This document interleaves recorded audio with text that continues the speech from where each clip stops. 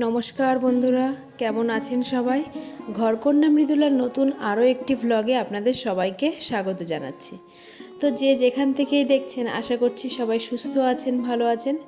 তো পুরো ভিডিওটা স্কিপ না করে দেখার অনুরোধ রইল। আশা করছি আপনাদের ভালো লাগবে। এই যে সকালবেলা উঠে আমি এই যে রোলটা বানিয়ে নিলাম, কারণ আজকে আমার মেয়ে স্কুলের টিফিন ওটা। তো টিফিনে আজকে কি করব ভেবেই পাচ্ছিলাম না।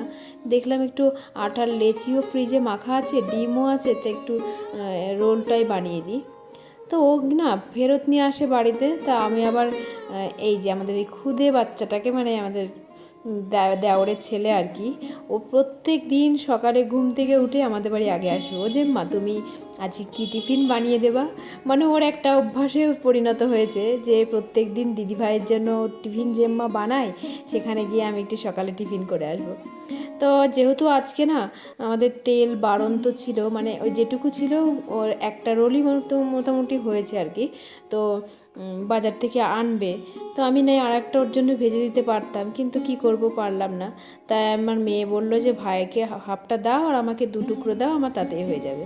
তাই আমি আবার বাবুকে মানে সোনা পাপাকে দিলাম হাফটা, আর হলো সোনাকে দিলাম 2 টুকরো। ওটাই ওর টিফিন, তাই ফেরত আনবে কিনা তার ঠিক নেই। তো সোনাকে স্কুলে পাঠিয়ে দিয়ে এবার একটু সংসারের কাজে হাত লাগালাম। মানে আমি ঘুম থেকে উঠে আগে ওকে ওর নিয়েই ব্যস্ত থাকি। ওকে স্কুলে পাঠানো, ও একটু 7টা পর্যন্ত ঘুমিয়ে থাকে, আর আমি তার আগে উঠে ওর টিফিনটা তৈরি করা। আজকে একটু গলা গলা ভাত করেছিলাম। প্রত্যেক দিন একটু ওই মুসুরির ডাল চাল একটু প্রেসারে সিটি মেরে নিই, যেহেতু সকালবেলা একটু ভাতটা খাইয়ে দিই। কেননা ওই যে টিফিনটা ফেরত আনে না, ভালো লাগে না, সেই একটু পেটে কিছু থাকবে না, অভ্যাস হয়ে গেছে ভাতটা খাইয়ে দেওয়া। এই যে থালাটা রয়েছে খাইয়ে দেওয়ার, থালাটাও আমি বার করিনি। তো ভাবলাম একদম ঘরটার গুছিয়ে নিয়ে ঝাটফাট দিয়ে তারপরে থালা এঁটোকাটা বার করব। সেই জন্যই ভাবলাম যে ঘরটা আগে গুছিয়ে নিই, কারণ আমার বাসি ঘরও ঝাড় দেওয়ার সময় থাকে না। ও বেরিয়ে গেলে পরে তারপরে আমি সব কাজকর্ম আর কি ধীরে ধীরে করি। তো চলুন ঘরটার ঝাড় দিয়ে নিয়ে বাসন কোসন বাইরে বার করে দেবো।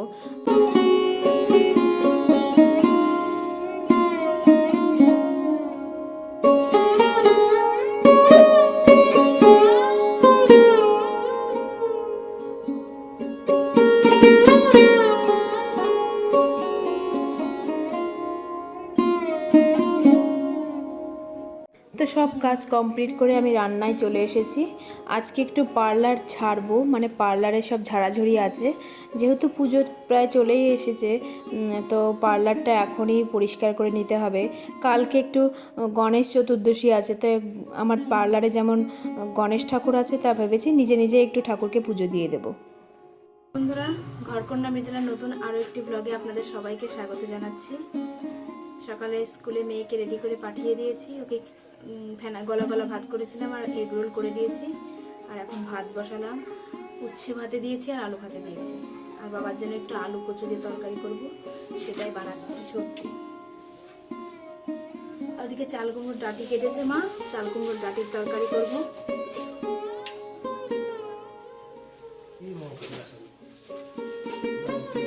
দেখি কি বাজার নিয়ে এসে, নিয়ে আসো।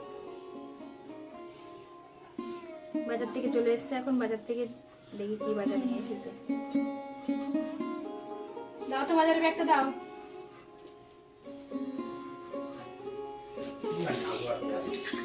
আলু রয়েছে, আবার আলু কিনে নিয়ে এসছে। মুড়ি খাবে নাকি মা? খাও সুন্দর করে।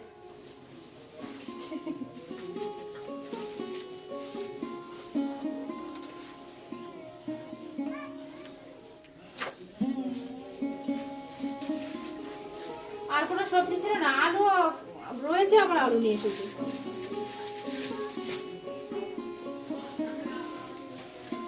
বাবা নিরামিষ রান্না, সবজি নেই।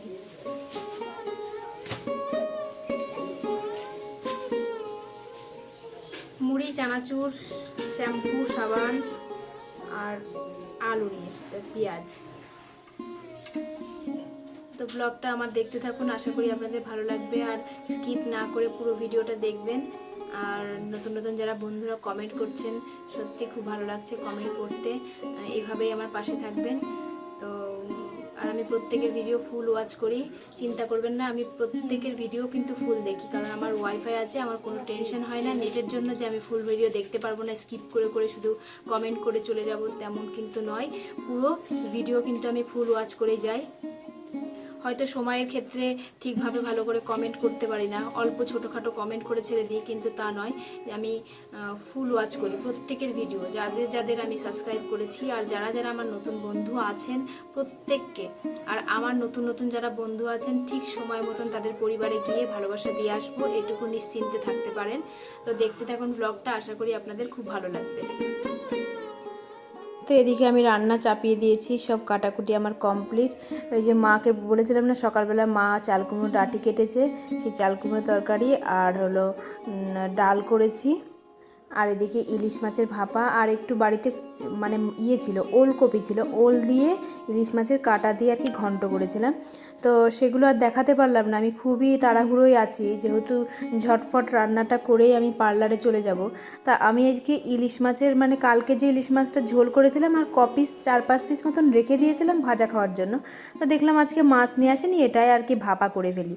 তো ভাবলাম আজকে একটু ভাপা করব জলে সিদ্ধ করে, তার জন্য আমি কেটলিতে করে কড়াইতে জল বসিয়ে দিয়ে এইভাবে বসিয়ে দিলাম। পার্লারে এসেছি, পার্লারে এসে অনেকক্ষণ কাজ ছিল, সেই কাজগুলো করে নিলাম। আজকে একটু ঘরটা ঝাড়াঝুড়ি চলছে, এই যে নোংরা হয়ে রয়েছে, আজ একটু ঝাড়িয়ে নেবো, পুজোর ঝাড়াটাই আর কি, কালকে তোমার গণেশ চতুর্দশী আছে, তার আগেই ঘরটা একটু ঝেড়ে পরিষ্কার করে নিচ্ছি, তার জন্যই এসছি। আর যেতে কত বাজবে এখন বলতে পারছি না, প্রায় 1:30 বেজে গেল। তো দেখতে থাকুন।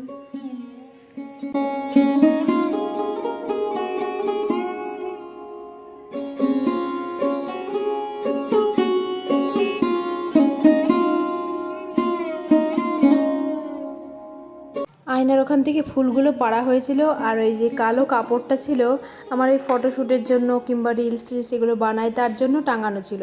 তো এগুলো সব অনেকটা নোংরা হয়ে গেছে, এগুলো সব বাড়িতে নিয়ে যাব, বাড়িতে নিয়ে গিয়ে কেচে পরিষ্কার করে তারপরে নিয়ে আসবো, তার জন্য ওখানে গুছিয়ে রেখে দিচ্ছি। আর 2 দিন অন্তর অন্তর না ভীষণ ঝুল পড়ে আর নোংরা পড়ে, এটাও খুব মুশকিল। তো এবার ঝুলগুলো মোটামুটি ঝেড়ে নিচ্ছি, খুব ঝুল পড়ে, এত মাকড়সা হয় তার বলার মতো না। তা পরিষ্কার করতে গিয়ে কি আর সেই একটু আধটু পরিষ্কার, পুরো নোংরা হয়েছিল ঘরটার, সেগুলো একটু মুছে টুছে পরিষ্কার করে নিলাম। এই বেডটায় নেল এক্সটেনশন করি আর কি, এই নেল এক্সটেনশনের জন্য সব নিচে অনেক কিছু থাকে, তো ওখানে প্রায় মোছা হয়ই না, ওখানটায় ধুলো পড়ে গেছিলো, তার জন্য ওখানে একটু স্কচ ব্রাইট দিয়ে ডলে ডলে পরিষ্কার করলাম। এবার বেসিনগুলো একটু পরিষ্কার করে নিলাম, ঘরে ঝুল টুল পুরো ঝাড়া কমপ্লিট, বেসিন ধুয়ে বেসিনে কিছু কিছু যে বাসনকোসন মানে বাসনকোসন কেন বলছি, মানে পার্লারে আর কি টুকিটাকি বাটি নানান রকমের ব্রাশ এগুলো সব ছিল, ওগুলো একটু মেজে পরিষ্কার করে ধুয়ে ক্লিন করে রাখবো। যেহেতু আজকে পরিষ্কার করছি তাই সবই মোটামুটি পরিষ্কারই ছিল, তবুও আর একবার করে ধুয়ে রেখে দিলাম যাতে একটু পরিষ্কার থাকে। ওই যে আয়নার সামনে ওই বাক্সগুলো ওগুলোও পরিষ্কার করে সব গুছিয়ে রাখলাম। বাক্সগুলো ওখানে ফেলি না, কারণ ওইখানটায় না আয়নার 3-4টে তাক করা দরকার, মানে করার কথা ছিল, সেগুলো আর করে দেয়নি মিস্ত্রি আর কি, তো ওটা আর করাই হয়নি। ওখানটায় একটু ঢাকা দেওয়ার জন্য আমি ওই বক্সগুলো ফেলি না, ওখানেই রেখে দিয়েছি। তো কমপ্লিট আমার মোটামুটি ঘর দোর ঝাড়াঝুড়ি, এই যে সব নোংরা টোংরা ফেলে দিয়ে, ওটাও কল আছে পাশে, কল থেকে সব মেজে পরিষ্কার করে নিয়ে এসেছি। বাজে 4টে বেজে গেছে, সেই থেকে 12টার সময় এসেছি, 4টে পর্যন্ত এই ঘরটা ঝেড়ে পরিষ্কার করে পুরো কমপ্লিট। শুধু এই জায়গাটায় গোছানো এখনও আছে, মানে এটা মোছা হয়ে গেছে, শুধু একটু গোছাতে হবে, এটা বিকালে এসে করবো। ওদিকেও মুছে টুছে রেখে দিয়েছি একদম কমপ্লিট করে। তো পার্লারটা মোটামুটি এবছর পুজোর মতন ছাড়া হয়ে গেল। কালকে যেহেতু গণেশ চতুর্দশী, কালকে একটু গণেশ ঠাকুরের পুজোটা দেব, সেই জন্য আজকে ছেড়ে নিলাম। জানি না ভিডিওটা কতদূর বাড়লো। তো বাড়ি যাব, বাড়ি গিয়ে এখন স্নান করব, স্নান করে তারপরে ফ্রেশ হয়ে আবার সাথে সাথে চলে আসতে হবে, কারণ 1 ঘন্টার মধ্যে আসতে হবে। 5টা বাজে, এখন 4টে বাজে, 5টার সময় আসি। তো ভিডিওটা দেখতে থাকুন, বাড়ি যাই, তারপরে জানি না আর চালাতে পারবো কিনা, আর এগোতে পারবো কিনা, বাড়ি যাই তারপরে দেখা হবে। তো বাড়ি এসে স্নান করে এবার একটু খেতে বসেছি। সেই সকাল থেকে মানে প্রচুর পরিশ্রম হয়েছে। বিকালে এসে যেগুলো কাচার জন্য নিয়ে এসেছিলাম সেগুলো আর কাচিনি, ওগুলো কালকে সকালে কেচে দেবো। তো এখন ওগুলো রেখেই দিলাম, দিয়ে স্নানটা করে নিলাম, কারণ অনেকটা বেলা চলে গেছে। খেতে খেতে প্রায় 4:30, আবার আধ ঘন্টার মধ্যে আমাকে রেডি হয়ে পার্লারে যেতে হবে। তো চলুন আবার পার্লারে গিয়ে আপনাদের সঙ্গে দেখা করব। এই যে চলে এসেছি পার্লারে। তো আমার কাজ চলছে পার্লারে। এখন পুজোর সিজন, আমার পুজোর প্রচুর অফার থাকে। এখন হেয়ার স্মুথনিং শুধুমাত্র 2499 টাকায়, এনি লেন্থ হয়, স্পা হয় 599-তে, ফেসিয়াল হয় 199-তে। এই রকম আমার পার্লারে প্রচুর অফার থাকে। সেই অফারে চলছে এখন কাজকর্ম। তো যারা যারা অফার নেবে আমার সঙ্গে যোগাযোগ করবেন। তো এই পর্যন্তই আজকের ভিডিওটা। আর নেক্সট ডেতে দেখা হবে। ততক্ষণ সবাই সুস্থ থাকবেন, ভালো থাকবেন।